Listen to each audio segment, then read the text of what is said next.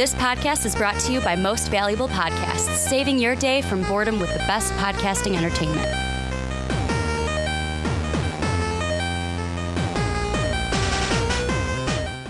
What's up, Real MVPs, Ricky Widmer here, along with fellow Manchild, Johnny Karlic. How do I look? Fresh.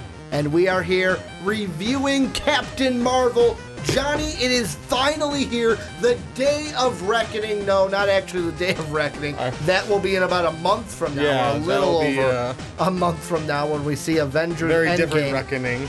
But now the MCU train for 2019 is on a roll. We got Captain Marvel, then we have, like I said, Avengers Endgame at the end of April, and then we have Spider-Man Homecoming coming to us in July. So MCU, it's nice to finally have a movie from the MCU this year. If you are new to the Rick and Johnny podcast, first off, this is one of our movie reviews. Usually we're talking about comic books and superheroes. You can check that out on our channel as well, mostvaluablepodcast.com, where you can catch everything for MVP each and every day. But this is our movie review, and if you're new to reviews, how we do it is we start at the beginning in a non-spoiler mode, just giving you some information about what we thought, some general stuff. Then we give a recommendation of should you see it or not, and then we jump into spoiler mode where we spoil the shit out of the movie, and then at the very end we give our show stealer, which is our MVP for the movie, and then also give you a rating. This one's going to be out of 5 Tesseracts, 5 Flurkins, 5 Scroll, Maybe 5 Scroll. 5 Blockbusters. Warhags. Yeah, 5 Blockbusters. We'll figure that out at the end, but we'll give it out of 5 somethings and let you know our true thoughts on the movie. But before we get into everything, make sure to check out patreon.com/mostvaluablepodcast. That is how you can come on and support the podcast. And also at the $10 tier, you can come on a podcast over the phone to my left and talk about whatever you would like to talk about. But Johnny, let's get into Captain Marvel, the non-spoilery edition. And the one thing, I will start this out. Usually I kick it to you. Usually. When it comes to this movie, was it good? Was it bad? It wasn't bad. It wasn't great. It was a good, fun movie. Yes. That's just my overall thoughts. However, and I think I can get into this now without getting too spoilery. In the spoiler version, I'll obviously give examples of how this came to be. Yeah. But the one thing I kept saying on the car ride home, and you texted me after I dropped you off, and it sounded like you almost took not offense to it, but you took it as a dig at the movie when I said this movie is cookie cutter basic Marvel formula. Like, this is, if you want a film that is the Marvel origin formula, watch Captain Marvel. It's got everything. And, like, you text me and you're like, so what is this formula? Because I felt like you were saying, like, how it felt to me is that you felt I was kind of putting a dig at the movie. So I'm, like, thinking, I want to know what you mean. When I texted, I was like, I needed more information on, like, what you mean by Marvel cookie cutter formula. Because it's like, I can make and yeah, there's a few things that aren't in it when I say this. There's a lot of it just goes along the lines of this is almost to the same set of any action-ish movie trope. True. But they added like 2 or 3 other things to their recipe. And when you asked me that, I was like, shoot, how do I put it into words? And I actually found from Polygon, and I sent it to you because it's spot on with what I would try to say in my mind. I wanted more of a reference of like what you guys meant, because Ron said it too. And this is what I will say. Ron. Yeah, our friend Ron, who came and saw it with us. Because they don't know who Ron is. Yeah. I almost forgot to say our friend Ron. But the way Polygon put it, and their words were a lot better than mine coming from my head. But it said, in Captain Marvel, Marvel Studios brings to bear the familiar formula of its best origin movies. Character development, good casting, quips, decent but rarely groundbreaking special effects, and a soupcon of political allegory and science fiction invention. That's what it is. Does that make the movie bad? No. But to someone like me who, this is like 18 films now of this Marvel formula? If not more. Like, early on, Iron Man and Thor 1 and Hulk 1, they were kind of getting their footing. now that they got their footing, when it's a movie like this, let's not take too many risks. Let's introduce this character. Then after she's introduced, then we can go ahead and take those risks. Think of every other Marvel film where it was their first film. The Captain first America one is always going to be that way. And I'm not saying for a character. And I'm not saying it shouldn't, but how many risks does Marvel take on that first introduction movie? Not many. Even Black Panther didn't take any risks. I walked away from that movie going, wasn't the best Marvel movie. And I walked away from this one saying the same thing. Was not the best Marvel movie. Although it was good. They change, and I feel like that's true. They do like any introductions to like Captain Marvel, Thor, Iron Man, Black Panther, Doctor Strange even. They like hit that cookie cutter and they kind of like pull it to one of the, almost like pull it to one of those. Whereas like this one was a lot of quips and jokes with obviously still the sci-fi stuff and science stuff in there. I would say, and you can correct me if I'm wrong, I would say up until the first Ant-Man movie, Marvel was still figuring out like what its true formula was. Yeah, they were trying to. They did really good in Phase 1, and then I know especially you and some other ones don't like a few of the Phase 2 movies. You know what? Screw it. I'll say this. I'll say Guardians of the Galaxy is where it started. By Ant-Man, it was refined. Here's the formula. Because you think about it, Phase 1, I don't think like this was just a let's see how it works to get to Avengers. Iron Man, Hulk, Iron Man 2, Thor, Cap the first Avenger. Like, that was our first kind of introduction to these characters. Yeah. To where we weren't going to put a Marvel formula. Then you got Phase 2. Iron Man 3, which just followed the same formula as the Iron Man films. Thor the Dark World, hot garbage. Cap Winter Soldier, good movie, but it was kind of, that set up more of a footing for what they wanted to do at Civil War, adding so many storylines and different characters into that film. To where I feel like Guardians, it was like, okay, Guardians is, okay, this is what our origin formula might look like. Ultron was obviously an Avengers film. Yep.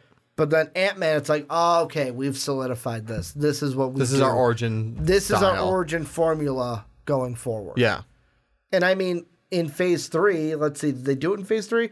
Doctor Strange, Spider-Man, Black Panther, and then Captain Marvel. Yeah. Those were the four. Do you think all four of those followed the similar formula? Because I think they did. Yeah, they did. They did. Yeah. So, I mean, does that make Captain Marvel good, bad? No, doesn't make it bad. I'm going to say that. It's not like I'm saying it's a dig, but watching it, I felt like Mark Webber in the studio because Mark always brings that up to where it's like, well, you could tell it was a Marvel movie because it followed the Marvel checklist all the way through. What are you thinking about this movie? Non-spoilery. What did you kind of like and maybe not like a little bit before we get into spoiler? Actually, really like most of it, and I'm pretty sure my score is gonna be higher than yours, as it usually is.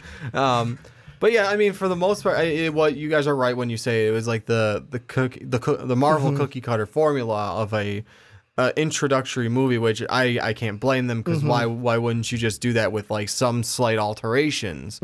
Like, hey, we're gonna lean towards this in this one, whereas a lot of it was nostalgia and quips is what they leaned on. Dude, tons of 90s nostalgia. Exactly. I was digging it. I was digging it all the way through. You and I don't know about Dave or Ron, were like laughing like you and I were at all like the funny little quips and like stuff like that because we actually thought it was funny. Dude, like, and especially there was...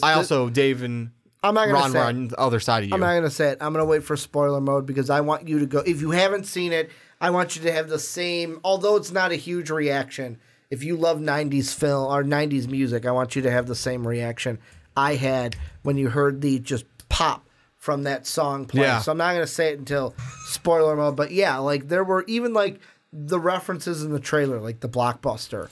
Those are like littered throughout the movie to where I almost wanted to see it a second time. Not necessarily because I thought the story was so good, because I wanted to see all these Easter eggs that I didn't see the first time. Not MCU Easter eggs. Just Easter eggs. Actual 90s Easter eggs. Because like I brought up to Dave after the movie, Lieutenant Trouble. I can't remember the kid's name.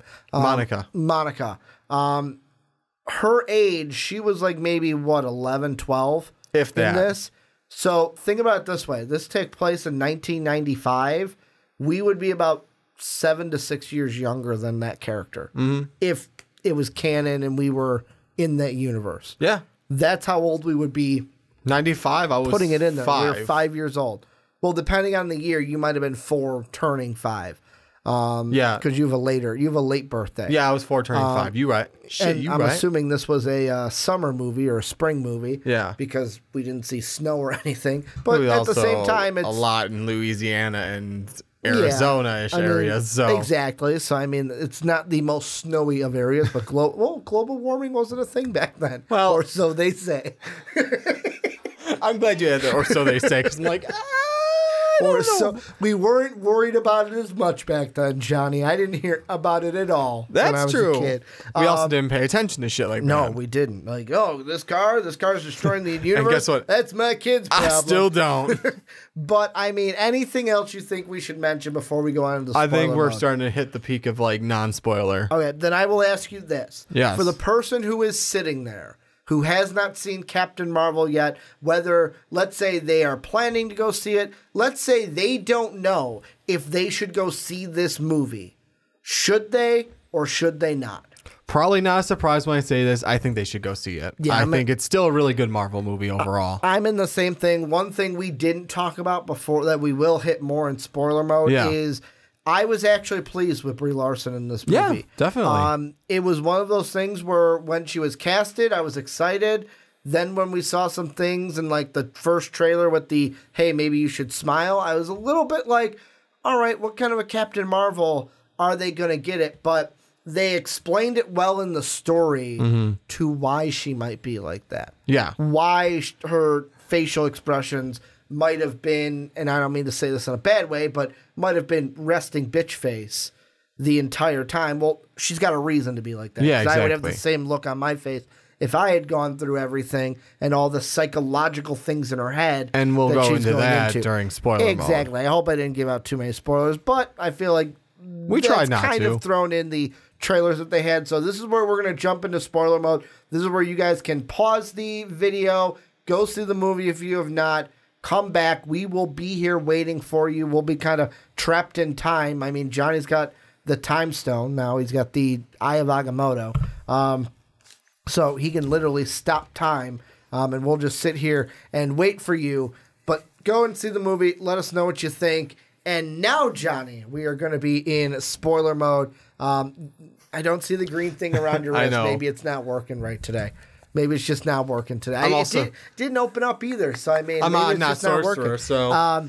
But now we are in spoiler mode for Captain Marvel, and the first thing I want to hit, and this is a big one for me because I feel like there's some Marvel movies where the same thing happens.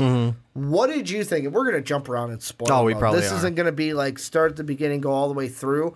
Oh, it's not. We're not going to do that. No, we're not going to do a Logan-esque thing. I almost wanted to, and then I was like, there's no need. No, we'll jump around and talk about the key points. The first thing I want to talk about is the kind of villain turn. I don't want to talk about that. I had a feeling that Yon-Rogg, Jude Law's character, was going to be the true villain of this movie. Just because of, in the comics, what it is. He's a villainous character. Yeah. But I was not expecting the turn of, okay, we are going to have Captain Marvel help the Skrull. Because, like, I even asked you at the end, like, in the comics, even if it was like, oh, the Kree are trying to exterminate the Skrull, the Skrull aren't very, like, they're not they're not innocent race. They're not innocent. I'm trying to say.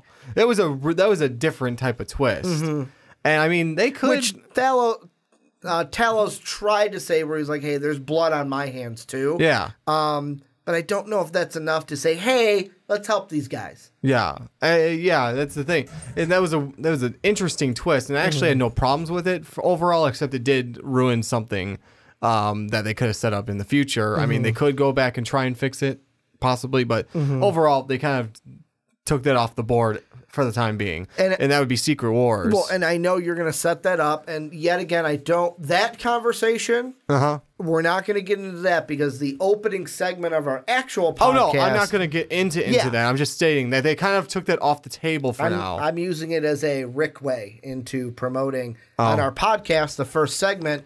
Johnny and I are actually going to go into depth of what the next big event should be. Yes. And Secret Wars is in that discussion. But the thing I want to throw out that I thought about, and this is going into that conversation, but going off of what you said, because when you were like, oh, they took away something but can still set it up, you're talking about Secret Wars. Yes. Because everyone and their grandmother thought, oh, this movie introduces the Skrulls. And the Secret Wars War, is the next thing we can do.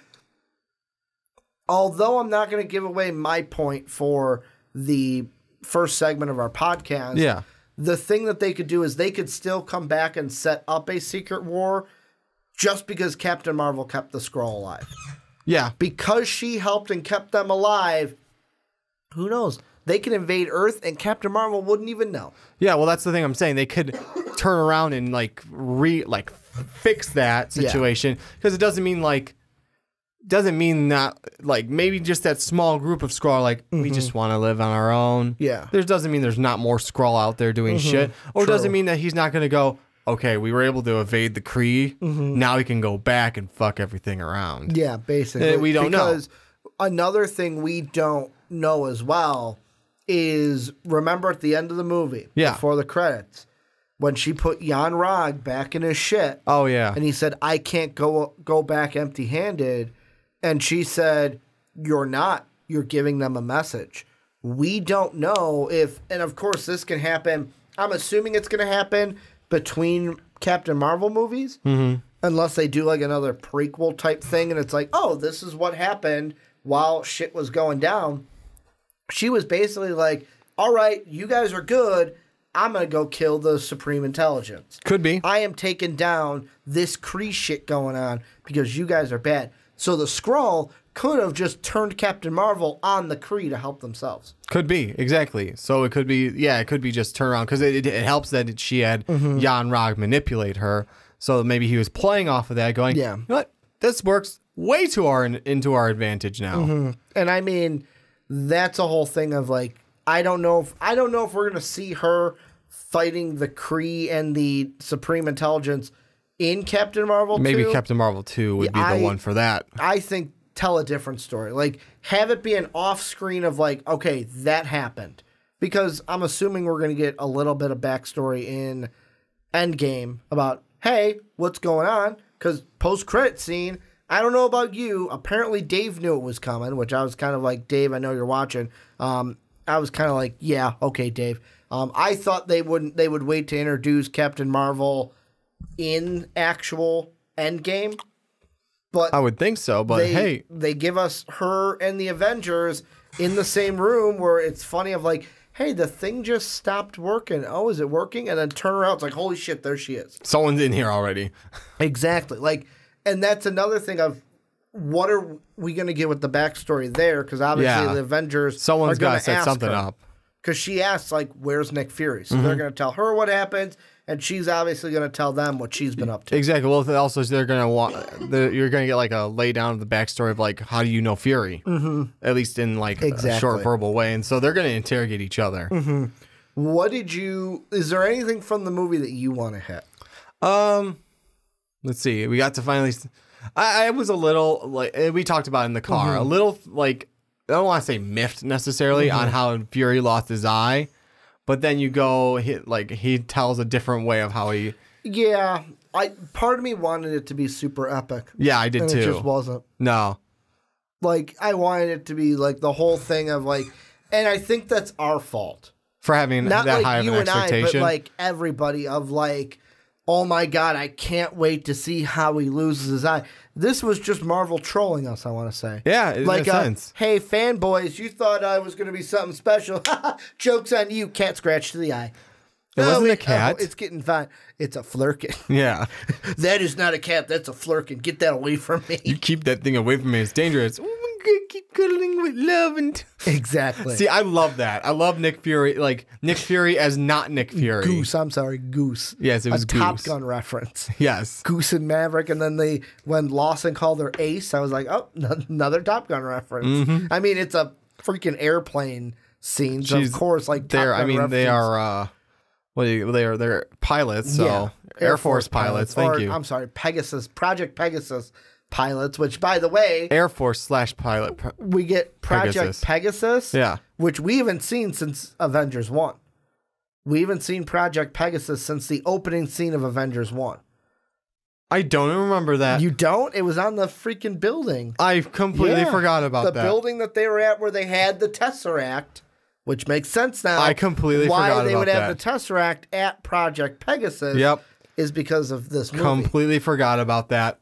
So that's one thing that I remember. Like when I got home, I was like, oh no shit, Project Pegasus. That was from the first Avengers, and that's where the Tesseract was. So that kind of links into that. But also people are saying there's a big plot hole because of the pager as well. Yeah.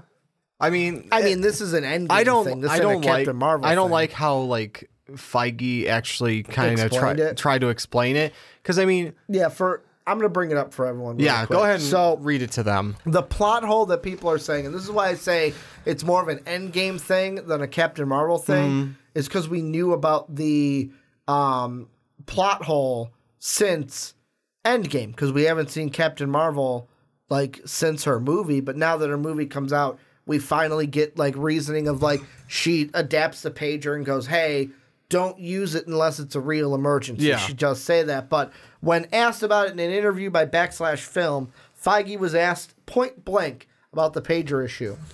Citing a scene towards the end of Captain Marvel, Feige did the best he could to clear up the perceived plot hole using inverse logic. And here was his exact quote. Well, I'd say two things. One, she does say it's got to be a real emergency, right? That one I agree with. Yeah.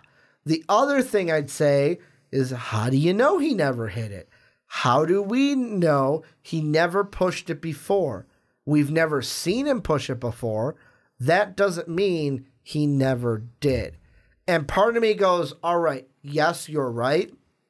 But the first thing I thought of was it kind of came off as that childish argument of like, well, yeah, this didn't happen. Well, how do you know it didn't happen? It could have happened. Yeah, I don't like how he explained it. I think the better way of going around, explaining it would have been, you know what? You didn't need it. Let's start with phase 1. First 5 movies, you didn't need that because you had those introduction to heroes. Those heroes were taking care of that. Not big enough to say, let me call Captain Marvel in. I will say, arguably, the villain of Avengers 1, the Chitauri, arguably... That's movie 6.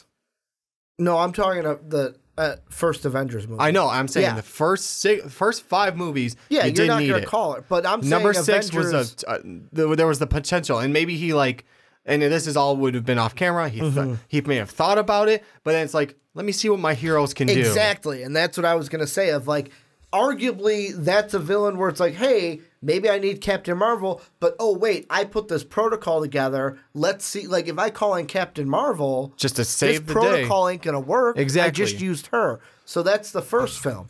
Ultron, that's more of a like Earth-based thing. Exactly. It's like, you guys fucked up, fix it. Yeah, it's not like, and it's not like a global thing. It's like, oh, one city is exactly. I know. I mean, it could have been global. It could have been global, but I didn't think that is a big emergency. Then Civil War is just them fighting between each other. You had not Thor Ragnarok. Go the one and before. Especially that was the Dark World. Could have like maybe, but he's like, okay, Thor's taking care of that. Yeah. Tony Stark's taking care of AIM, and actually all those were all happening almost at the same time. So he was busy with the Winter Soldier stuff. Also, which is true, but is also, if all these are going on like kind of at the same time, how do you call her? Which one do you pick? Which to call her in for? See, all of these answers that we're given right now, I like more than the answer that he gave. No, I don't like how he came about it. Now we're both talking with our hands. We're both hitting our hands because it's like, Feige, come on, man. You're supposed to be our supreme ruler. You're supposed to have this. In Feige we trust. You're supposed to have this, and you just gave the 5-year-old argument. Yeah. Well, you didn't see it not happen. Because like I was only going to look at the big team up movies because really those are the ones that are like. Oh, I'm just going over every movie now. Well, and for me, like my argument is if it's a solo film, arguably, solo film, smaller villain. So it's an isolated incident. And you don't necessarily call him in, but like the only one I was just giving an example. The only one you may have called her in for was the Thor, stuff the that Dark World. the Dark World, because you had Malekith, something from space coming in, but it's like, you know what? Let Thor handle it. I'm like, Fury may have like gotten a glimpse of it and said, I'm gonna let Thor handle it. If it gets worse, then I can call her in. After Ant-Man, you're not gonna bother with it. Guardians was in space, so we don't have to worry about that one. What comes after that? Well, I was gonna say with me, we already gave the Avengers one. Yeah. We already talked about Ultron. Ant-Man had nothing to do with Nick Fury. Nope. Guardians really had nothing to do with Nick Fury. Exactly. Guardians 1. Then in phase 3, like I said, Civil War, they're fighting between themselves. Yeah. Doctor Strange, Nick Fury wasn't involved with that. Nope. Guardians 2, Nick Fury wasn't involved with that. Spider-Man Homecoming, you're not going to call her in to defeat the Vulture. No. Like, come on. No. Thor Ragnarok had nothing to do with Nick Fury. Exactly. Black Panther had nothing to do with Nick Fury, I would say. Very little could have been tied. Except for the end. Very little could have been tied in. Yeah. Then... Because that was mostly Wakanda's problem. Then the only one is Avengers Infinity War, but let's be honest. Nick Fury didn't know what was going on until the very end when everyone starts the snap disappearing. already happened. Yeah. And that was... like, think about it this way, too. And this is a better answer I would have liked from Kevin Feige. I would have just basically said, I'm Kevin Feige, ask that question. Ask me the same question, by the way. Just rephrase it any way you want, but ask me the question like I'm Kevin Feige. Why didn't he call Captain Marvel before? Well, you know, it's very easy why he didn't call Captain Marvel to this point, and that's because he only had one pop. Like, when we made the movie and she said at the end that it's got to be a real emergency. It's kind of like, think back to your mom. Your mom tells you, all right, I'm going to be at work. Don't call me unless it's a real emergency. Everything that happens, you're going to think, should I press it? And then, no, he didn't think about pressing it until Infinity War. Like we said, he may have a better way of saying what he just said. There's like two. Although I kind of said what he just said. There may like we said, there may have been like 2-3 times in the whole MCU so far. Or he just could have said it wouldn't have made sense. Yeah, it wouldn't have made sense like in our plans. 2-3 times that he could have it could have warranted maybe of pressing it, but like we explained, first Avengers, he wanted to see his team if his team could do it. Yep. Thor: The Dark World, it's a solo movie. Plus, he's thinking Thor's got it. And what was the third one? Before Infinity Wars, we said could be it. You said Black Panther. No, I don't. No, we said Black Panther was an isolated incident, but Fury could have been tied into that, but he had really nothing to do with like, hey, I need to. That's what I think the third one was. The third one was, well, Black Panther was isolated, but I could see how Fury could be tied into it. Yeah, we said the Fury could be tied in, but he's not going to call Captain Marvel for that. Because sure. like I think that's what it is. Like that's exactly what it was. Yeah, those were the three, with the Black Panther kind of being that third. Because like Spider-Man: Homecoming, no. Thor: Ragnarok, no. And then it's Infinity War. Exactly. Then by that time, for Ant-Man and the Wasp, he's snapped. Yeah, and to be fair, no. During Ant-Man and the Wasp, he's not snapped. He's not snapped until the Ant-Man and the Wasp sort of are like same time. Infinity Wars and Ant-Man and Wasp. At the same time, yeah. At the same time. So that's why at the end, after credit scene, you see the three of them disappear. But he's dealing with his own shit even during Infinity War and during Ant-Man and the Wasp. Exactly. Nick Fury's on his own thing, which is why... Him and Robin. Exactly. Him and Robin. That's why you see at the end, everyone's disappearing. He goes, okay, maybe this is the time I call her. Yeah, like, oh, shit is hitting the fan. Here's when I... like when people start randomly turning to dust. Because think of it that way. I will put the pager in your hand. If you told me I got one pop, you wouldn't use it until you absolutely felt your back was against the wall. I'm sorry, if I saw what Nick Fury saw at the end of Infinity War, people, I would sit, and if I just saw my friend Maria Hill ghost away. Yeah. I think I too would be like, all right, this is where I hit the button. This is time to, and that's why and to me, now seeing Captain Marvel and hearing her say it's got to be a real emergency makes his line of motherfucker so much more impactful. Mm-hmm. Because, like, think about it. He's had this one pop. You only get Spider-Man, you only get one. Everybody gets one. And he's been saving it. It's been his trump card. If his back is ever against the wall, I can pop this. Captain Marvel, here she comes to save the day. Little Mighty Mouse for you. Yep. She can swoop in, save the day, and when he finally gets to that chance, he disappears. Mm-hmm. To where, great, she's going to come here, and I'm not going to be here to help her get the intel that she needs. Yep. Like, that is what... And Kevin Feige, I get what you're trying to do. I think what we just came up with a little bit better, and a little bit better. And your short answer was good too. Not saying that we do things often better than Kevin Feige, but this is one where, and that's another thing too. I will say, and someone will throw us out in the comment section. When you're in an interview and maybe someone popped him with that, like they popped him with that question, and you're not ready for it. Sometimes thinking on the fly. Yeah, I agree. You just got to get through it. We've had some thought behind this. Yeah, we did have some. To be fair, we had some thought. Maybe it was a surprise for him. I feel like that's one of those answers you kind of ready. Because I feel like, oh, now we introduced the pager. Well, why hasn't he called it before? I feel like that's an answer. Is like someone's going to ask you that question at some point. Mm-hmm. One of those answers you kind of have at least slightly ready. Yeah. Is there anything you think we haven't touched that we need to touch in this? Maybe we should talk more about the movie.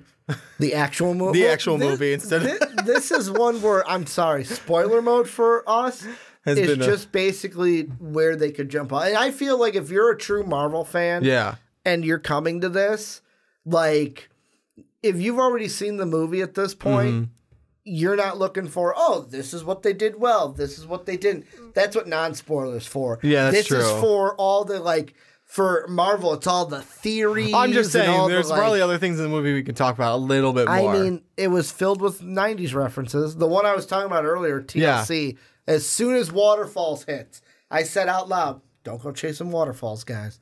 Don't go chasing waterfalls. Just stick to the rivers, oh, shoot, I'm missing. The rivers and the lakes that... you're used to. You're used to. That's what it is. Damn, man, that's a good song.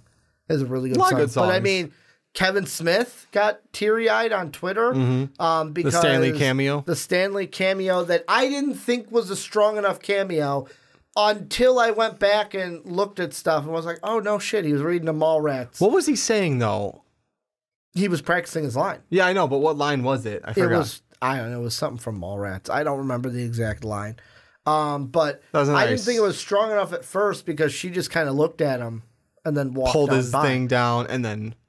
To where, I mean, speaking of that, you know what was the best thing? Huh. The freaking Marvel Studios thing. At the beginning where I'm like, oh, my heart. Instead of showing like all the different Avengers movies like they've been doing, it was all showing all of his cameos. Appearances, pictures with cast members. Because I saw like on one of the side of the letters, it was him and Robert Downey Jr. together. Yeah. And other one were just like him in interviews and stuff like oh, come on. Yeah.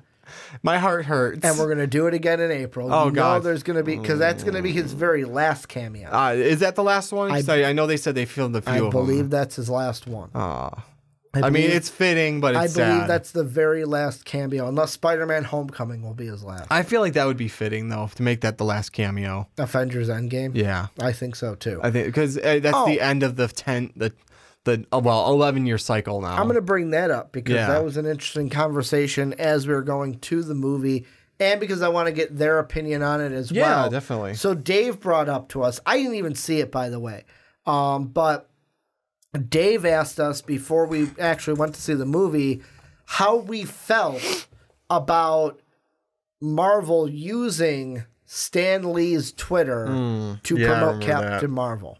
I mean, I'm not a fan of the concept of that, just because it's like, I don't know, it's a little too, what's the word I'm looking for?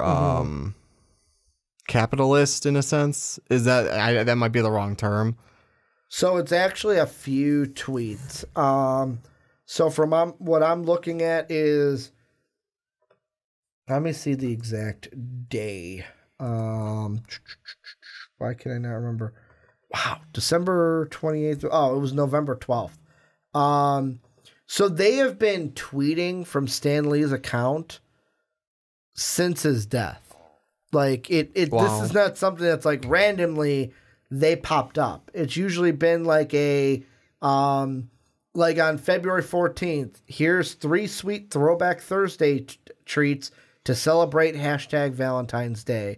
Or like another one that is, wow, why were Stan and then President George W. Bush laughing in this photo taken in 2008 when Stan received the National Medal of Arts? It was something Stan said naturally. #President's Day.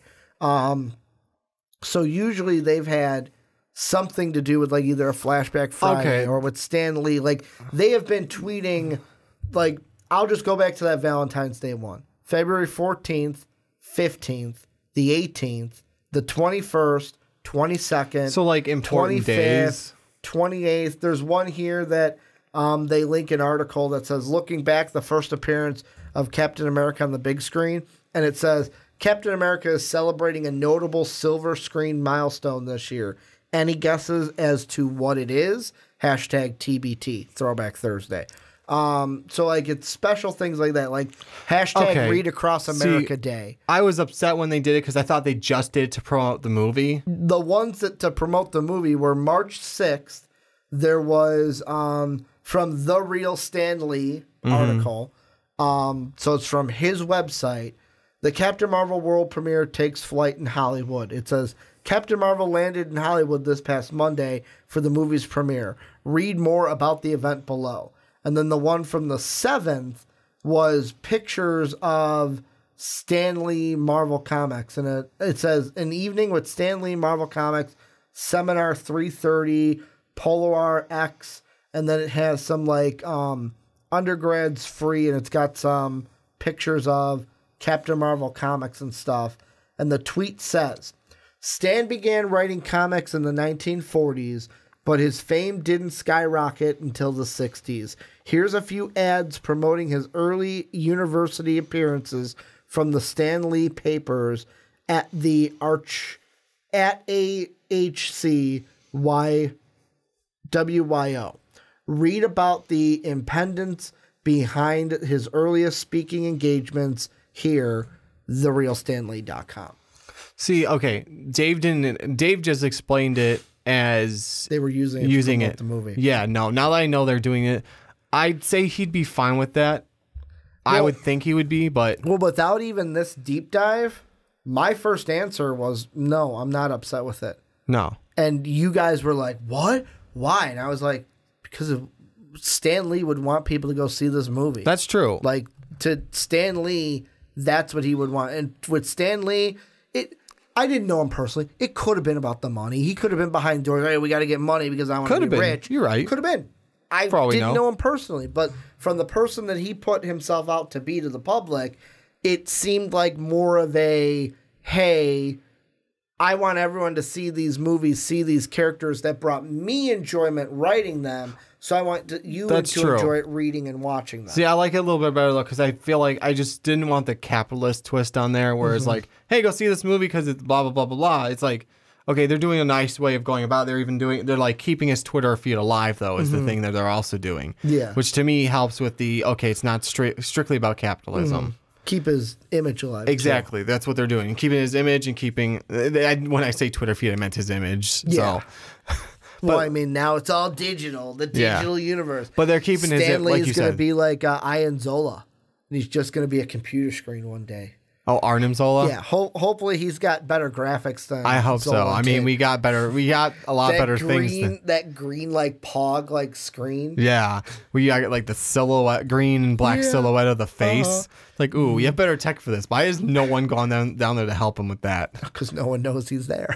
There's a few. Red Skull, he's dead. Red Skull's dead, but I think, oh, God, I forgot the agent's name that knew. Sitwell. Yeah, Sitwell.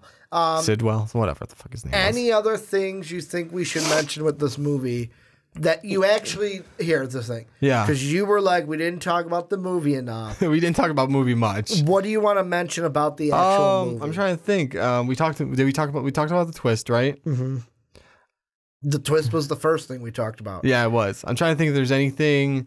It was And here's why, another thing of why when you bring up let's talk about the movie, this is what we'll end it with before we get in our show stealer. Yeah, let's just... The reason why with a Marvel movie like this, we don't need to. It's hard to talk about the actual movie in spoiler mode is because of what I mentioned in non-spoiler mode. Because this was so like, here's the Marvel formula, it's like, what, you want us to talk about quips that we've already, like, these jokes aren't rehashed. They've seen, but it's like, it's humor that you expect from a Marvel film. Not to mention, I was thinking about it when I said that, it's like, they've seen this movie already, so we don't need to walk them through it. Exactly. And at this point, like, non-spoiler mode is us talking, and it's like, okay, I'm assuming some of you haven't seen it, so I want to talk about, like, some things about the movie. In this case, we didn't go in the too vaguest far sense we can because of the Marvel formula. Yeah. Whereas this one, I'm assuming everyone in spoiler mode. I'm hoping. Either has seen the movie, is a Marvel fan who I don't care, I'm going to see it eventually, and I don't feel like I feel like it's two camps. Already seen the movie, and either I can't see it yet, I'm a real big comic book fan, I don't care if it's spoiled, because it's going to be spoiled by the time I get to that movie. Plus, I warn you, so if you're in spoiler mode and you didn't think about it, I warn you about it. Yeah, you do. We're going to go into it. But yeah, I just feel like with this one, Brie Larson, I will say, played up a little bit, where I was not expecting her to be, and I wasn't expecting her to be as good as what I got. We're like, man, some of the lines she delivered to Nick Fury was like the one you were mentioning before the podcast with the S.H.I.E.L.D. logo on the hat. Yeah. She would deliver some lines. It's like, all right, Captain Marvel got a little bit of punch to her. Got some sass. Oh, you didn't explain the resting bitch face thing. Oh, yeah. That's the one I wanted. I was trying to remember. The whole thing is, so from the beginning, like, she wakes up and, like, the very beginning, it starts with she has a nightmare.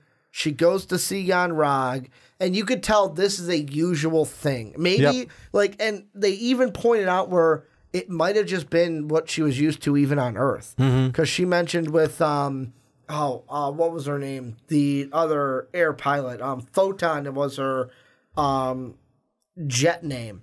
I'm trying to think. Not Monica. Monica, you said was the little kid. Monica's mom. I don't remember. Monica's mom. She basically was like, yeah, you used to come over and wake me up at the crack of dawn because you couldn't sleep then either. So that kind of threw a reference like, oh, maybe that's so this is like almost a norm for her to some degree. But think about it. Like, you don't know where you came from. You know you're not Kree. Yeah. You know that you're not Kree. You don't know where you came from. Well, actually, in the beginning, she thought she was still Kree. You're having these flashbacks and doubts about a secret life. I, too, would not be smiling all the time if that shit was going on in my head.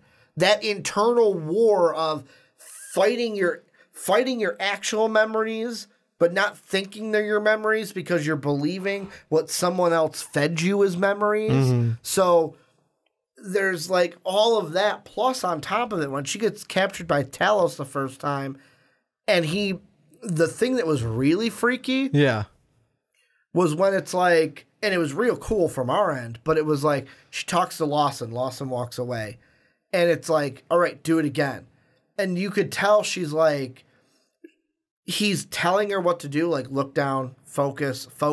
But you can tell she's like realizing like, wait, what's going on here? Like, why is this just playing over and over until eventually she fights it and breaks out of that hypnotic kind of thing that they were pumping in to her head.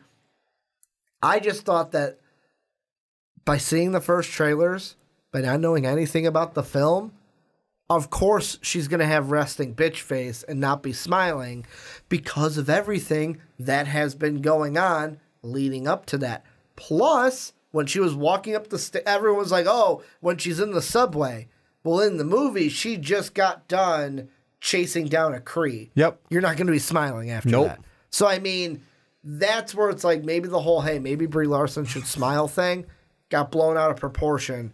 And that's where I'm like, yeah, I would have resting bitch face too if I had to go through all that. If you got like no memory of your past and you're having these flashbacks of like you're fighting yourself because you're being told, oh, those are nothing for 6 years. Then yeah, you're gonna have resting bitch face because you're like constantly struggling in your head. Captain Marvel just has a really good serious face. Exactly. And she's like, like the way I want to think about it is like Ronda Rousey in the UFC. Where it's like you watch interviews with Ronda Rousey and she's got like a bubbly personality. Yeah. But like when she's in that UFC octagon, fucking stone face, I'm going to kill you, murder you, beat you to a bloody pulp. And that's the thing is like when the intimidator. She did have a smile when she made little quips, but like when she was concentrating, stone face as I slap the mic. Especially the part where she asks Nick Fury all these questions. And then, well, how do I know you're not a Kree? Photon blast. Doesn't answer my question. Well, Kree can't do photon blast. And I'm supposed to take your word for that? Yeah, exactly. That was... He just looks, what was that? Yeah, that doesn't help me at all. But Johnny, let's jump into the last thing that we do here on our movie reviews, and that is where we give our show stealer and then our ultimate rating of... Did you decide what we're going to give it out of? 5 what? Let's give it out of 5 scroll. 5 scroll. So we're going We have no idea where they're at right now. We're going to go ahead and give it out of 5 scroll. But before that, we are going to give our show stealer. And here, I'm actually going to let you go first. Give your show stealer. After I give mine, I have a question for you after we give both of ours, but you go first. I'm going to go Brie Larson, Carol Danvers, Vers, and Captain Marvel. Knew it. Yeah. I knew you were going to Larson. Why? It's. I mean, for one, the movie's all about her, but I think she did the part really well. Especially like we explained just a few minutes ago, to show actually like the emotions behind forgetting all this stuff, and then slowly throughout the movie realizing, oh my God, I actually had a life here. Oh my God, I've been lied to. The emotions that went with that, but holding it really well. I think she did a really good job with Captain Marvel. No, and yeah, I liked, it wasn't a thing where, hey, Brie Larson was a horrible pick for Captain Marvel. I actually enjoyed her. Plus, exactly, when she was giving those quips, it was like, she delivered yes, them well. I'm still serious, but she delivered them well and let them kind of stick. Yeah. With everything. I'm actually going to shock some people with mine. Because really there were 3 I could have given it to. Mm-hmm. One was Brie Larson, because she did a great job as Captain Marvel. The second one is Samuel L. Jackson, because arguably I think he did a better job than Brie Larson in this film. But the guy I'm going to give it to, and it should be a shock to some, but not to all, is Ben Mendelsohn for his take on Talos. And the reason why I am giving it to Ben Mendelsohn is because, originally I was going to give it to good old Samuel L. Jackson. Sammy J. But the thing I was thinking was there were some lines with Talos to where I'm like, he's got some... It was basically ever since the scene where he eavesdropped on him in the Louisiana house. Yeah. From there to the end of the movie, he took the show stealer from me and was just running with it. Because from there to the end of the movie, he did a really good job. He really grew into his own and was like, yeah, I like this character. When he finally had a chance to, because he didn't have a big chance to beforehand. Also, another Easter egg. You know how he came in and he's slurping that cup? Yeah, it's from... it's Pulp Fiction. It's the exact same cup that Nick Fury is drinking, like same design. Yep. That Nick Fury... Yet again, another 90s movie. Yep. That Samuel Weren't there Jackson a few Pulp Fiction references in there? I feel like there were that I'm not getting off the top of my head. I'm not going to off the top of my head. We'll have a... I actually looked at that. We'll have another discussion about that probably another time. Screw it, we'll have it right now. Okay, we'll have it now. I'm going to look it up right now. Because I looked up... Well, I I looked up an article that had a ton of Easter eggs. And I just want to go through them really... We'll pause this real quick. So here's every Easter egg and secret reference to see if you caught them. Okay. I didn't catch them. Probably not. Number 1, the Stan Lee cameo, or cameos. We caught that one. Let's see, was there a the Mallrats thing? They're saying cameos for that because it's a double thing. The Supreme Intelligence, I guess, was sort of an Easter egg because they mentioned it in Guardians of the Galaxy. Oh, yeah, they did, didn't they? Ronan mentioned it because he was also in this movie. Yep. Captain Marvel gets her movie Mohawk. So we saw that at the end when she went, I think it's, Supernova. The actual last Blockbuster video store was in that. Plus, in the Blockbuster store, the best thing was the movies on the rack.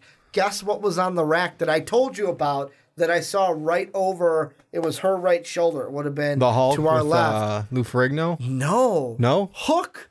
The Robin Williams you said Hook movie. That's right. That's right. I thought you said Hulk first and then you said Hook. The Robin Williams Hook movie was on the shelf, and I was like, yes, that would have been in Blockbusters. That's true. I guess there was a True Lies tribute that I did not catch. That was another one where it was the viewers might think that the film chose to populate the shelves of Blockbuster videos were selected basically purely on release date, and that is partly true, but it's True Lies that gets the standout moment. So I guess it was also behind her on the shelf, True Lies, the Arnold Schwarzenegger movie with Jamie Lee Curtis. The Right Stuff gets a shout out, another 90s movie. Oh, that's the movie she picked up, isn't it? Mm-hmm. Yeah. Then writer Kelly Sue DeConnick's cameo. So I guess the writer of Captain Marvel got a cameo in the movie. Then this Captain Marvel is a Skrull too, sort of.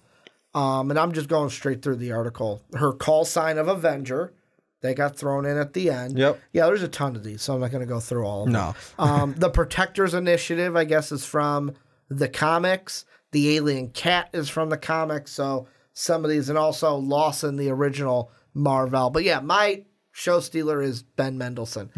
Really came into himself by the end of the film. I can't blame you for that. Here's the question I want to ask to you, though. Yes. Is so because of what we've done here. Usually you give a show stealer, I give a show stealer. But for this movie, should we make a special consideration and pull Nick Fury onto the platform with Ben Mendelsohn and Brie Larson, or say no because it's only 2? I say this movie we do that because so we're gonna pull him up onto the platform. It's a dual vote and give 3. Well, and that's why I'm asking you, because I'm okay with it.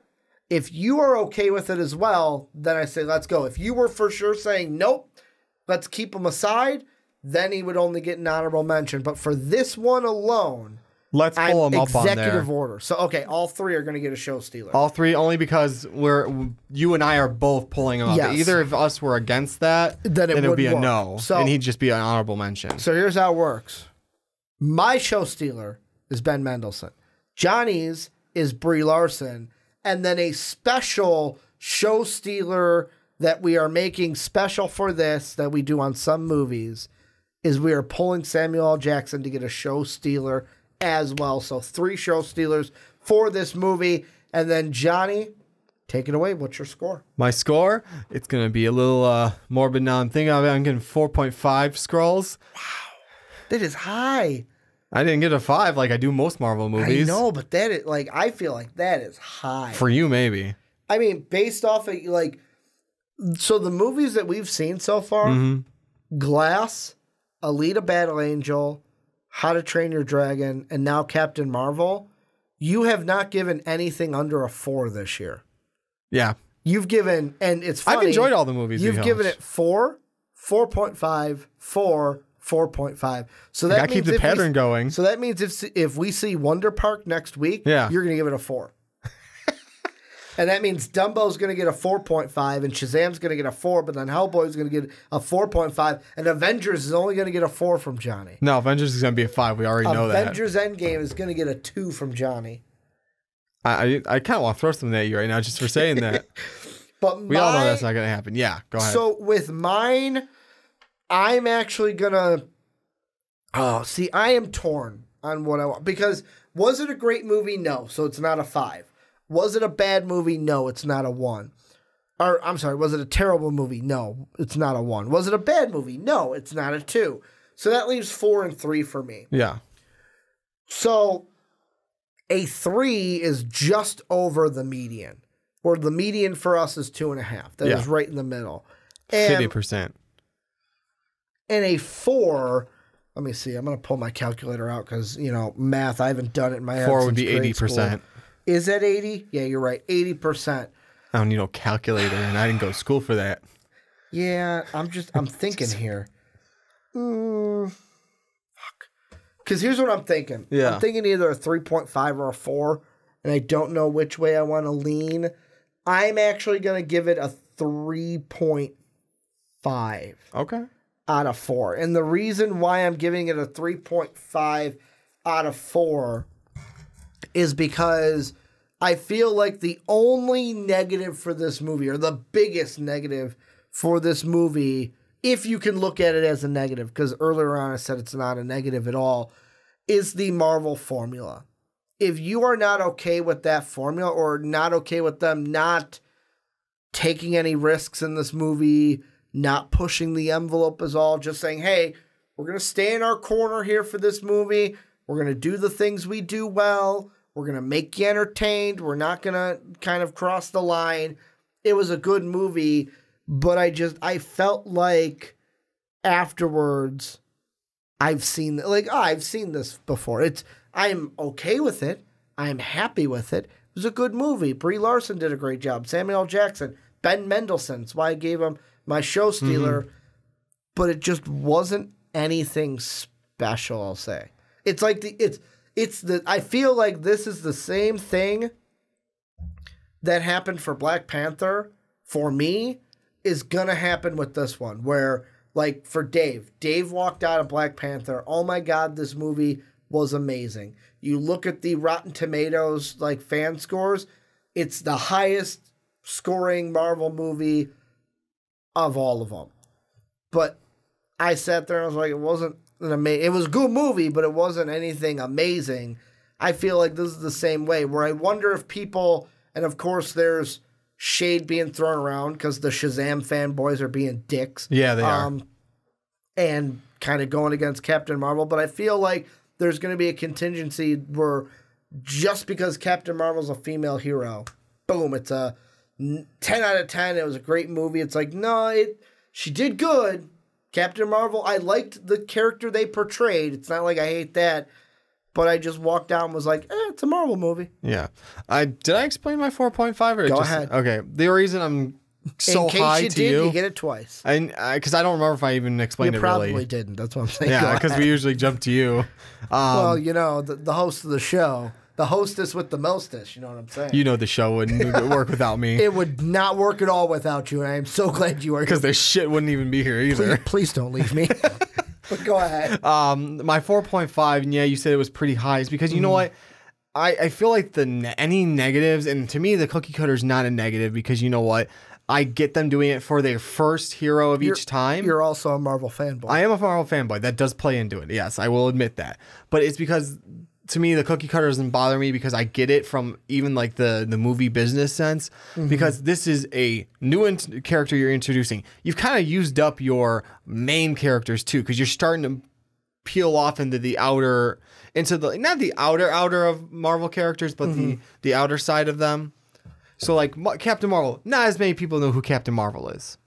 So, and then not to mention, this is Marvel's first solo female superhero movie. So you're going to want to play it safe. And that's why, to me, it's not a negative thing. And also, any of the small negatives are outweighed by how good the movie was to me.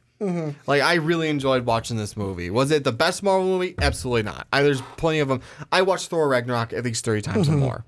Well, and that's another thing where I'm going to have this conversation here at the end of this podcast, although it has nothing to do with Captain Marvel. Yeah. It has everything to do with how we do reviews. Yes. So I was listening to Kind of Funny Gamescast this week. Yeah. And I was listening to I guess they did an Anthem review the first time. And then they were talking about like an updated Anthem review, which is a video game. And the thing that Greg on that podcast was saying, like, yes, we put review in the title, but he's like, we don't give like a traditional review of like, you go to IGN, you go to Screen Rant for movies, and you get their like layout of like, this is what they did good, this is what they did bad, here's our score, here's why. But they just kind of do what we do. Have a conversation, talk about things. They don't even give a score at the end. Oh, wow. They just kind of talk about it and then should you play it should or you not? buy it, should you not? And the thing that Greg said, and it's entirely true, and that's why this whole week, I've had, and me and you have talked about this before, after VidCon last year, I went to a panel that was like, the guy who did the, like, I think it's like Dan Dames or something like that. The guy who did the Five Guys burger reviews and does the food reviews. There's a book one. The YouTuber that does like music album reviews. I went to a panel with them because I was like, that could help us with our movie reviews. Yeah. And one of the questions was, do you give a rating at the end? And some were like, yes, I do. But then there were others, like the one that kind of reviewed books and stuff. Yeah. Was like, no, I don't want to give it like a 5 out of 5 because my experience, like this movie, my experience from seeing this movie is going to be different than their experience. It's going to be different from your experience. And it kind of goes in hand of like, should you give the 5 out of 5? Should you not? But also for you guys watching, you also have to know who your reviewer is. And that's why for you, I don't throw out the, well, you're a Marvel fanboy as a bad thing. Oh, I know. It's to also, like, that plays into it to, like, where someone, yeah, John is going to really like this because he is the Marvel guy. Not to mention, I want to throw it out there, too. What the reason I did ask about the Marvel cookie cutter is because the way I review movies, I don't look at the kind of why I don't like pan out and look at, okay, this is how the movie was set up. Yeah. I watch the details and I see how the storyline plays out. I don't care about if they set up a cookie cutter, if it's can I look at it that way? I can. I don't like to. I like to see the little like finer story. With me, this one was only obvious because of how many Marvel movies we've seen. That's true. That's the only way. That's the only reason, like, halfway through, I was like, all right, this is the, like, during the movie, I went, all right, the Marvel formula. And I just went on. Yeah. Like, I didn't fight it in my brain or anything. It was just like, okay, I know what track we're on. Ron seemed a little more miffed that it was the Marvel formula from what his tone was. That's why I'm saying it that way. I mean, I don't know. Maybe I got that vibe wrong when he brought it up. Maybe I didn't have, like, and that's why I kept saying it's not a huge issue to me. I just noticed it. But yeah, like, and that's another thing. Like, we give the review of, like, the numbers because I like that personally. Like, what did you think of the movie? And I know there's people out there that are like, great, you told me I should go see it, but I want to know what your grade is for this movie. That's why I've always kept us to the out of 5 system. But like I said, I listened to that podcast and I went, you know what? They're right. Where it's just, you got to know your reviewer. Exactly. And like, that's why I threw out, like, for you in this one, Marvel, wait till we get to Shazam. Guess what? I'm probably going to love it and want to give it a 5. His is probably going to be higher than mine at that point because it's a DC movie. I don't know. That movie, we're going to talk about it on the podcast this week. That movie looks fucking fun. Also, I'm a little looser on my gradings than you are. I'm a little very much. Yeah. So like you'll be a little harsher on movies than I will. So like, my ratings will be on the higher side. Whereas we're like, I gave Glass a 3, you gave it a 4. I gave Alita a 4, you gave it a 4.5. We both gave How to Train Your Dragon a 4. There was nothing special with it. No. And then Captain Marvel 3.5 to 4.5. So Glass is still my lowest movie of the year so far. But there's other movies for you. So the next review, I have started to do this at the end. Tentative, of course. Follow us on Twitter. We'll let you know if something happens and we're not able to see a movie. But tentatively, we're looking at maybe going to see Wonder Park this upcoming Friday, depending on schedules. We might see that one. For sure, though, the 29th, Dumbo, that weekend, we will be seeing live action Dumbo, because I do believe, and it's good, that there's no movie on the 22nd, because you got to go ahead and I'm going to pimp out your Twitter, because you got to follow War Machine 9085 because Johnny's going to be at C2E2 and hopefully posting a ton of great pictures. Hopefully posting. Or you know what you could do? I'm probably going to put them on at night. Yeah, or you know what you could do? Just text them to me and I'll throw them up there. I'll throw them on the MVP Twitter and tag you. Either way, it's not going to be till the evening. Either way. But yeah, there'll be pictures up on my Instagram or on the MVP Twitter. MVP at Twitter. Most Valuable Pod. I'm at Rookie Widmer. Yeah, and you can always follow our Twitters. I know I'm going to start tweeting if there's like, let's say Wonder Park. We say we're going to go see it. Yeah. And then we end up not. I'll throw out a tweet like, hey guys, just so you know, don't expect a Wonder Park review this week. Just so you're not upset. Sorry everyone, when you end up not being able to see it. But I'm also going to throw this out. If there's a movie out there that you want us to review that's going to be coming up this year, let us know about it. Like, if we have the open weekend, we'll see if we can make it work. But, like, for example, if you're like, oh, I want to see this movie, and it's the 5th or the 12th or the 26th of April, that didn't come into my mind right away, no chance. Shazam, Hellboy, and Avengers are that weekend. Those are the priorities. Sorry, guys. But no, if there's a movie where you're like, hey, you guys should go see this one, go ahead and review it. If we have an open week and are able to, we'll go ahead and go and review that movie for you guys because, like, I'm going to drag Johnny to Hobbs and Shaw. Yeah, he is. After we saw that trailer because Johnny's like, I'm not a Fast and the Furious guy. I'm like, Johnny, it's like when what's Fast and the Furious? It's like when I dragged you to, what movie was that? Oh, American Made, the Tom Cruise movie. Yeah. And you were like, you know what? I didn't think I'd enjoy it as much as I did. It was a fun movie. Yeah. Because you're not like an action guy. Like, no, I'm not action movie that guy. kind of action. Like, you're comic book action. Well, like I got dragged to Wolf of Wall Street when that came out, and my you girl dragged me to it. You dragged me to the scary movies. You're gonna drag me to Us. It too. No, Us maybe, but It too for sure. I don't know. Us. I kind of said to you. You're the one that wanted to see it. Yeah, that was just what I was thrown off by. It looks freaky, like freaky scary. Freaky deaky. But, yeah, no. So let us know if there's any movies that you want us to review down below in the comment section. Make sure to hit us up on Patreon, patreon.com/Most Valuable Podcast. What were you going to say? You took a breath. No, I was yawning. Okay, I'm like, he took a breath. He wants to say something. But thank you guys for checking out this review of Captain Marvel. Make sure to check out our podcast as well. We had a jam-packed one. Plus, because it's March, check out our Nerd Madness bracket at Most Valuable Pod is where we are going to have all the stuff for you to vote on our Nerd Madness. I'm not going to say it here. Go check out the video or podcast on podcast services around the world. Want to thank you guys for watching on YouTube. Thank you guys for listening on podcast services. And as always, have a good day, everybody.